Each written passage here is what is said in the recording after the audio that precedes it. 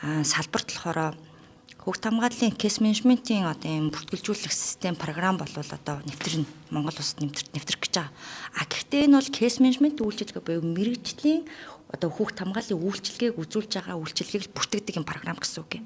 За магадгүй ирээдүйд боловсролын байгууллага дээр ч гэсэн эрсдэл нөхцөлд байгаа хүүхдүүдийг тэр хүүхд хамгааллын үйлчилгээгээ үзүүлээд нөгөө хүүхд хамгааллын одоо мэрэгчлэлтүүдтэй сэтгэл зүйч нийгмийн ажилтнч гэдэг юм уу энэ баг нь одоо үйлчилгээгээ үзүүлэхэд тэгэхэд түүнийг бүртгэлжүүлэх юм систем болвол гарах байх. За яригдчихсэн тий. Гэхдээ эн чинь зөвхөн тэр эрсдэл нөхцөл байгаа хүүхдүүдийг яаж тухайн эрсдлийг бууруулах уу дахиж одоо тэр гим хорыг учруулахгүй байхаас урьдчилан сэргийлэх үү гэдэг өөрөөр хэлбэл зорилтод урьдчилан сэргийлэх үйл ажиллагаа хийсэн үгүй юу гэдэг дээр байгаа байхгүй юу. Тэрнээс ш огтоосоо юу гэдгийг түрүүний одоо тэр нэг ус төрч одоо ус төрчл гээ да тий.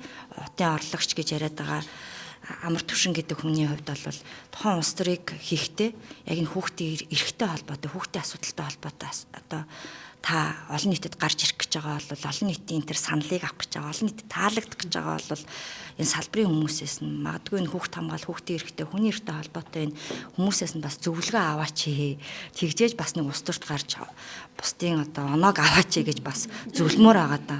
Тэгэхээр октоос энэ асуудлаар ингэж попорч болохгүй.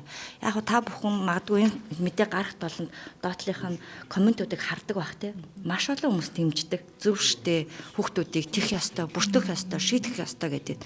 Тэгэд энэний цаана юу байгаа та анзаараарай. Тухайн хүмүүсийн хувь хүний гомдол тэнд явагдчихаа. Миний хүүхдийг одоо хохироож исэн, миний хүүхдийг дэрлэгж исэн, миний хүүхд тэнд одоо хариуцлага одоо тухайн хүүхд тооцоогүй штэ.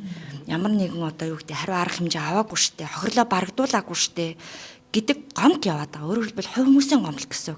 Тэгэхээр тэнд түрүүний одоо манай мөнх чимгээ хэлгээр боловсролын байгууллага хүүхэд хамгааллын тэр зорилтод урьдчилан сэргийлэх ажлаа огт хийхгүй байна л гэдэг. Системтэй мэрэгжлийн хийхгүй байна гэдгийг харуулж ийн гэсэн. Тэгэхээр энэ ажлаа хэдүүлээ тэр боловсролын салбарт нь ч тэр хүүхэд хамгааллын салбарт ч тэр одоо шинээр гарсан одоо жил хүрээгүй л байна л да. Манай нөгөө сум баг хорон дээр ажиллаж байгаа хүүхэд гэр бүлийн нийгмийн ажилтнуудаа тий эдгээр хүмүүст одоо хийх ажлыг нь хэдүүлээ бас олгоё, боломжийг нь олгоё. Эргээ тэр хийсэн ажлаа дүгнээ харъя, хэлэлцээ. Хамгийн гол нь энэ ажил чинь мэрэгжлийн багцлахаас ус төрчийн хийх ажил биш шүү л гэдэг хэлэх гэсэн.